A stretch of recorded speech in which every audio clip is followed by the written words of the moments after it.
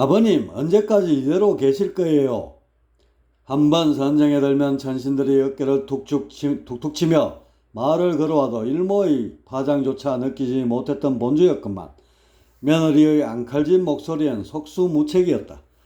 허공에 두 구멍을 뚫어 간신히 정신을 차리고 보니 연륜이 묻어나는 여신이 부드러운 미소를 지으며 자신을 바라보고 있다. 머리엔 황금빛 끈을 돌돌 말아 올린 모자를 비스듬히 눌러쓰고 자주색 바탕에 노란과 주황빛이 감도는 천을 곱게 늘어뜨리고 있는데 고귀한 자태가 인간적에 천방지축 싸돌아다니던 며느리 아기가 아니었다.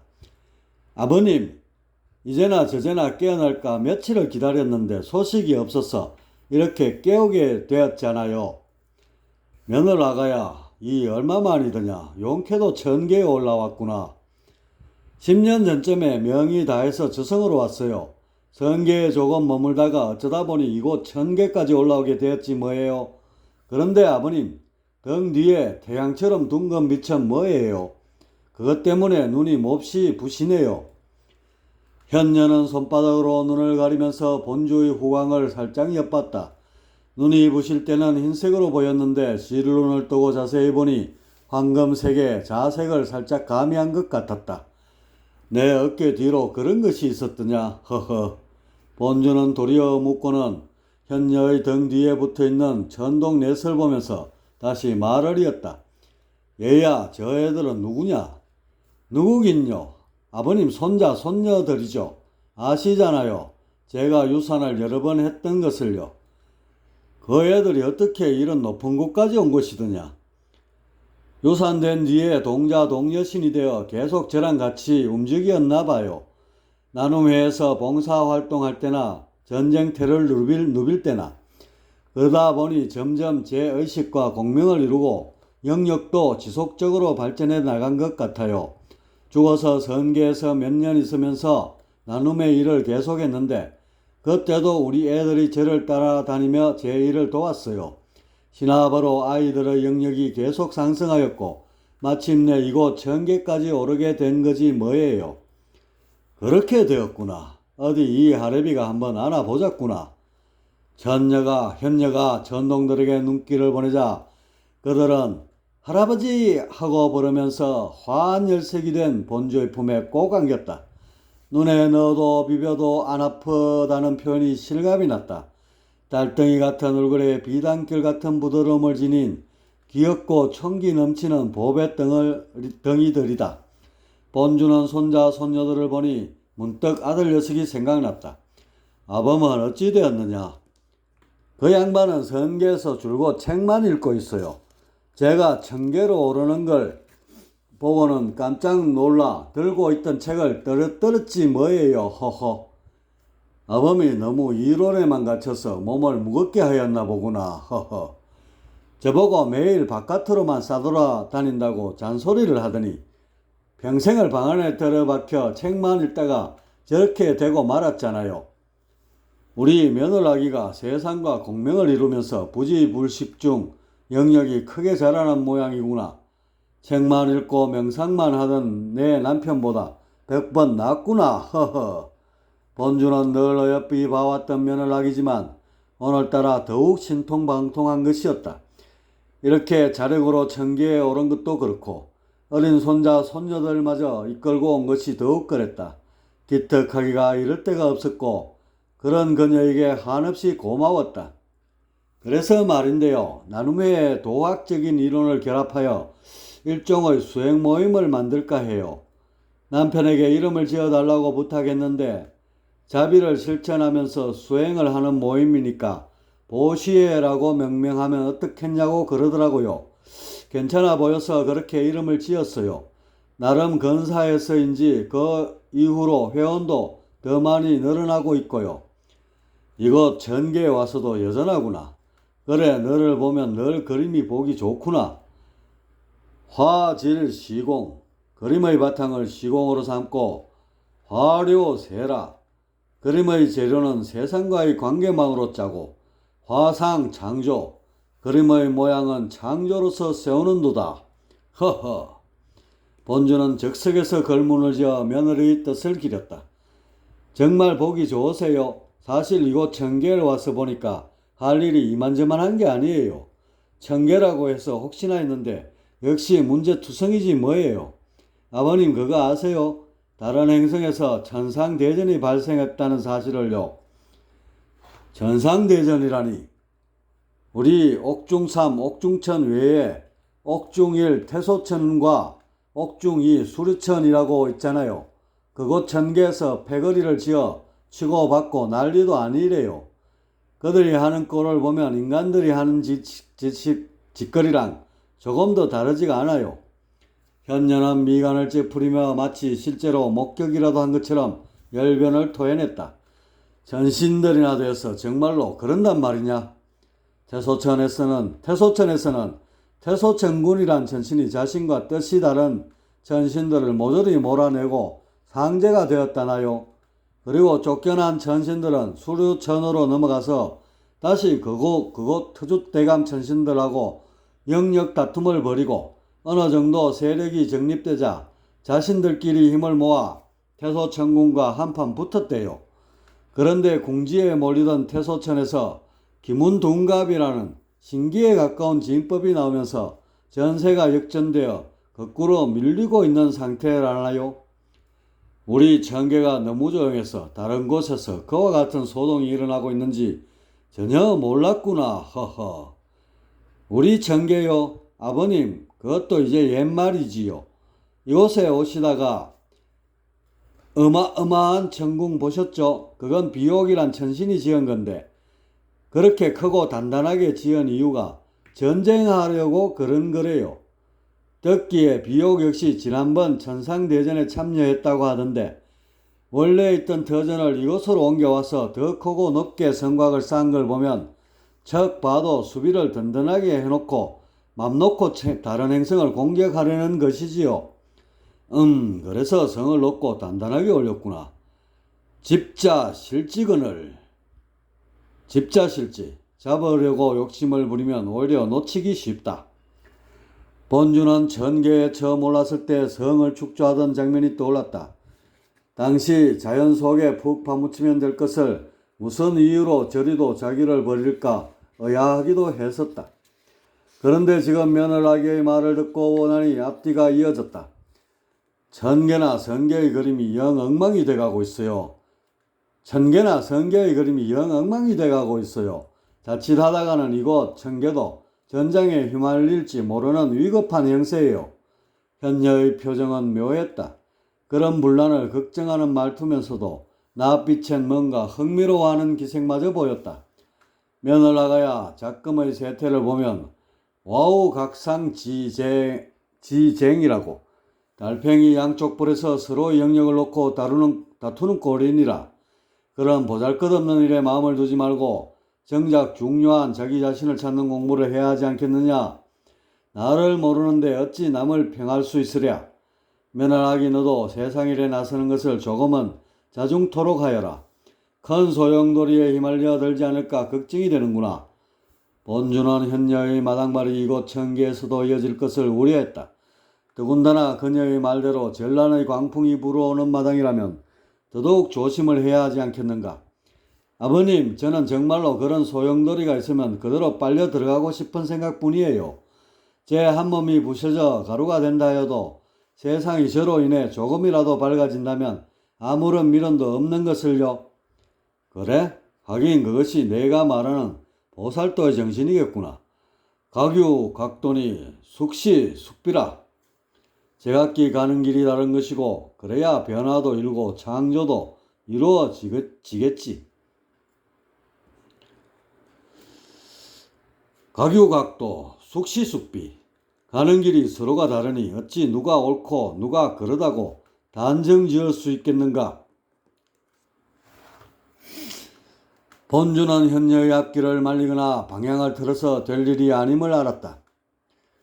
그녀는 이미 그녀 나름의 창조의 가치를 우뚝 세웠고 그것을 향해 일관되게 나아가고 있는 것이다. 이런 창조의 물줄기를 존중하고 어우러지게 하는 것이 그가 세운 용화의 본질이 아니던가. 본주는 이런 사실을 되짚이며 현녀의 원력에 흡족한 미소를 보였다. 그리고 손자 손녀들에게 입맞춤을 하고는 안았던 손을 풀었다. 저것이 두 눈을 감자 전동들은 엄마 품으로 쪼르르 달려갔다. 얘들아, 할아버지 이제 주무신다. 한번 눈을 붙이시면 몇십 년, 아니 어쩌면 몇백 년이나 걸릴지 모르니까 어서 인사드리거라. 할아버지 안녕히 주무셔요. 손자 손녀들이 허리를 단정히 숙이며 인사를 했다. 본주는 눈을 감은 상태에서 빙그레 웃었다. 현녀 또한 깍듯이 예를 올리고 아이들을 데리고 자신의 거처로 돌아갔다. 그 뒤 현녀의 오지랖은 청계에서도 예외가 아니었다.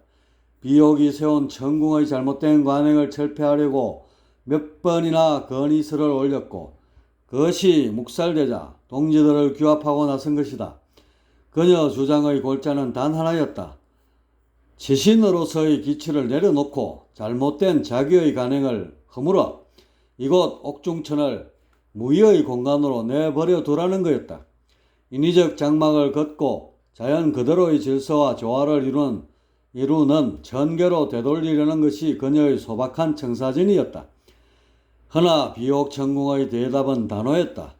이곳 천계를 무주공산으로 내버려 두면 틀림없이 이웃 천계의 침공을 받게 되고 오히려 그들 천신들에 의해 더욱 부조화가 발생할 수 있다는 논리였다. 따라서 자신들이 굳건히 천궁을 지켜야 한다는 명분에 당위성을 세웠다.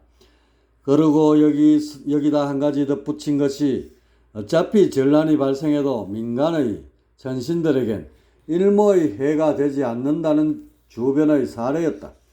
여태껏 지신들 간의 전란에 의해 피해를 봤다는 천신들이 없고 설령 있다 손쳐도 그에 따른 보상을 철저히 해주는 것이 천계의 관행이면 관행이었다. 늘상 명분을 신주단지 위하듯 하는 천신들인지라 엄한 곳으로 불똥이 튀는 일만은 철저히 막아왔고 그렇기에 실제로 이곳 옥중천에 비옥천궁이 들어서는 것을 나서서 반대한 천신들은 없었다. 그들은 늘 그러거나 말거나 식의 관조적 태도를 견지해왔고 오히려 그들 중 일부는 지신들끼리의 전쟁을 마치 생동감 있는 예술을 바라보듯 즐기기까지 하였다. 이런 일련의 사실들을 덧붙여서 현녀의 의문을 비교적 상세히 풀어주었다. 하지만 현녀 역시 고집하면 황소심줄은 저리 가랄 정도였다. 주변에 피해를 주지 않는다 해도 천계의 그림 자체에 오점을 남긴다는 거였다. 아름다운 정원에 시궁창을 붙여 놓은 격이랄까. 이런 점을 들고 다시금 천궁을 찾았고 그곳의 천간과 서로의 의견이 엇갈리며 언성까지 높아지고 말았다. 천궁에서 소득 없이 나온 현녀는 그곳을 무의자연의 오염원이라 규정하고 동지들을 더욱 규합하기에 이르렀다. 물론 남이야 나무 위에서 낚시질을 하던 호수 위에서 나무를 심던 일절 신경 쓰지 않는 천신들이라 별다른 호응을 끌어내지는 못했다. 겨우 얻었다는 4명의 천신들은 모두 과거에 나눔회에 관계했던 전력이 있는 자들이었다. 여론이 곧 명분이고 힘인 이곳 천계에서 현녀를 포함한 5명의 동지는 턱없이 부족한 숫자였고 그렇다고 성계에 있는 수십 명의 동지를 모아봤자 천계에선 여론으로 취급해줄 턱이 없었다. 대개 이런 정도라면 의지를 꺾고 세태에 순응하기 마련인데 고집벌통 현녀는 달라도 한참 달랐다. 그녀는 이제 아예 이런저런 홍보물까지 만들어 계몽활동에 나서는 것이다. 여론이 부족하다면 몇백 년이 걸려서라도 기어코 만들어내겠다는 것이 그녀의 끈덕진 생각이었다. 비옥천궁에서는 간간히 천관을 파견하여 대화로서 현녀의 무모한 도전을 풀어보려 했지만 타협점을 찾기가 만만치 않았다. 그녀는 천궁 자체를 철거해야 할 혐오시설로 치부하기에 웬만한 선에서 절충하는 것이 어려웠다. 이렇게 별다른 실익도 없이 소모전이 계속됐고 그러다 어느 시점부터 저항의 수위가 높아지게 되었다. 그 시발은 비옥천궁에서 무의의 강령을 어기고 천군 양성에 박차를 가하면서였다. 솜씨 좋은 장인들에게 두둑한 첨보를 지어주고 무기를 생산하게끔 한다든지 무공의 일가견 있는 신장들을 모집하는 일련의 행위들이 현녀의 인내심을 크게 자극했던 것이다. 비옥 천궁에서 마치 전쟁 준비라도 하듯 이런 돌발 행동을 하게 된 것은 옥중일 태소천에서 기문둔갑을 능수능란하게 펼칠 수 있는 기문신장을 대거 양성하고 있다는 소식을 접하면서였다. 사실 200여 년 전에 비옥천사는 옥중이 수르천의 미탄과 주태와 손잡고 연합군을 편성한 일이 있었다. 태소천에서 기치로 든 공치라는 위험한 사상을 뿌리 뽑기 위해 힘을 모아 쳐들어갔지만 결과적으로 쫓기다시피 철군하고 말았다. 그 뒤 방어에만 전념하기 위해 기존의 허술하기만 한 천궁을 대체할 새로운 틀을 물색했고, 그러다가 마침 정계의 한쪽 공간에서 요철을 발견하여 철옹성을 짓겠다는 마음으로 쌓아올린 것이 지금의 천궁이다. 그런데 태소천에서 이렇게 조속한 시간 내에 기문신장들을 대거 배출할 줄이야. 대개 어떤 진법을 몸에 온전히 익히려면 수백 내지 수천 년이 걸린다. 그럴진데 저들은 예기치 않게 그 기간을 앞당겼고, 이것은 조만간 또 한 차례의 전란이 불어닥칠 것을 예고하는 것이기도 했다. 상황이 이처럼 위급하게 다가오는지라 비옥천궁의 입장에서도 마냥 손 놓고 기다릴 수만은 없었다. 전세라 마치 불어오는 바람과도 같아 주변 여건과 돌발 변수에 따라 하루아침에도 뒤바뀌는 법. 단단히 준비를 해놓고 때를 기다리다 보면 역전의 기회가 분명 찾아올 것이라 굳게 믿는 그들이었다. 가뜩이나 천궁을 곱지 않은 눈으로 바라보던 현녀의 입장에선 이런 과도한 숙무정책은 그동안 진행해온 협상의 단절은 물론이고 오히려 더 큰 자기 속으로 몰아넣겠다는 일종의 협박과도 같은 것으로 비춰졌다. 그러니 그녀의 저항 수위가 높아지지 않고는 배길 수가 없었던 것이다. 현녀는 동지들과 더불어 1000개의 장인들을 일일이 찾아다니며 무기를 만들어주지 않도록 설득했고, 무궁을 뽐내고 싶은 무신들에게는 전궁들끼리 벌이는 명분 없는 전쟁에 휘말려 들지 말 것을 종용했다. 이렇게 되니 전궁에서 마냥 보고만 있을 수 없는 상황이 되어버렸다. 예전처럼 여론몰이점이나 하는 것은 그런대로 타협의 여지도 있고 참을만도 했지만, 작금에 취하고 있는 현녀의 행위는 전궁에 대한 엄중한 도발이었다. 그래서 전궁의 신장들이 나서서 현녀와 그 일행들을 모조리 잡아 천옥에 가두는 일까지 발생했다. 전궁의 주군인 비옥은 혹시나 있을지 모르는 비난 화살에 대비해서 전개의 여론을 수시로 저울질하다가 적당한 때에 현녀와 그 일행을 풀어주었다. 대개 장욕지천하 이기부득이라 했다. 천하를 취하려 하면 결코 취할 수 없다는 도가의 일침이다. 그 뜻을 모르는 비옥이 아니었다. 그 역시 철저하게 도가의 수행만으로 천신의 반열로 오르지 않았던가. 도가에서 이르는 천하를 취한다는 것은 세류의 중심에 서서 천하의 본이 됨을 말한다. 이것만이 천하를 취하는 것이다. 그런데 어떤 강압이나 다툼을 벌여 취하는 것은 세상의 흐름을 거스를 뿐더러 본과는 더욱 거리를 벌리게 된다. 취천하가 성립되려면 오로지 무위를 통한 본의 확대를 통해서만 가능한 일이다. 비옥은 이런 도가의 이론들을 신물나도록 듣고 외우고 있었다. 하지만 현실은 달라도 너무 달랐다. 가만히 앉아만 있어서는 천하가 수중에 들어오지 않는다. 청사진을 세우고 그에 따른 세밀한 계획을 가지고 매진해도 하늘의 별따기처럼 어렵고 험한 것이 취천하의 길이다. 비옥 자신은 운이 따라주어 이곳 옥중천에서 가장 큰 세력을 형성하게 됐지만 언제 지금의 아성이 무너질지는 아무도 모르는 법이다. 다만 그 기미는 알 수 있는 것이 바로 명분을 잃어 여론이 등지는 때를 살피면 된다. 그래서 비옥은 현녀의 한글을 무력으로 제압하면서도 불가항력이었다는 나름의 명분을 세웠고, 이에 따른 여론의 향방에 촉각을 곤두세우다가 인심호학에도 풀어준 것이다. 수일신이 실천하심이라고 한 명의 신을 옥에 가두어 세상의 민심을 이룰 수야 없지 않은가. 한자에 두려워할 황자가 있다. 임금황의 자리에 앉았기에 생기는 마음심을 말한다. 임금의 자리에 앉았기에 생기는 마음을 말한다. 바로 비옥의 마음이 꼭 이와 같았다. 한편 본주는 며느라기가 처한 위급을 아는지 모르는지 열반의 선정에서 꽤나 차츰 세상과 익숙해져 갔다. 그는 이곳저곳의 세태를 둘러보며 자신이 세운 용화의 견지에서 나름의 창조 구도를 잡아보았다.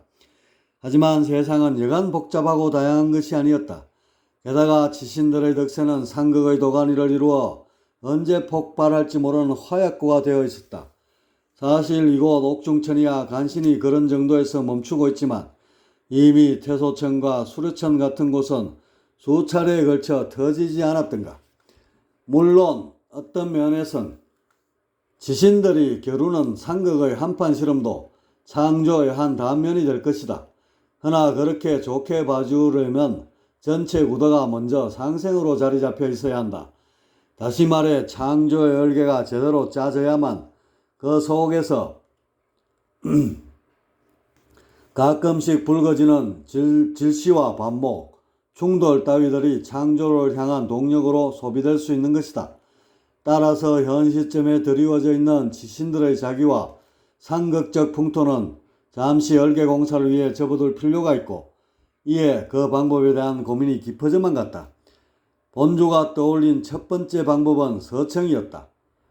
도가에서 어떤 문제를 해결할 때 제일 먼저 꺼내드는 카드가 이것이다. 흔히 세상에 병폐가 생기면 육아나 법과의 경우라면 곧장 메스를 들어 수술에 들어가려 한다. 하지만 도가는 가만 놔두고 저절로 회복되게끔 추이를 지켜본다. 이 점에 대해 육아나 법과는 이처럼 모르쇠로 방치하다가는 병을 키울 수 있다며 우려의 목소리를 낸다. 이런 우려가 심해지면 도가를 이단이라고까지 몰아붙이게 된다. 사회의 문제를 나몰라라 하는 언둔적이고 회피적인 비겁한 개인주의자들의 집단이라고 매도하게 된다.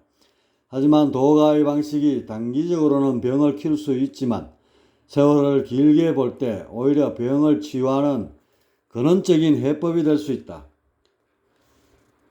누가 능히 이 혼탁함을 그대로 두어 서서히 맑아지게 하겠는가?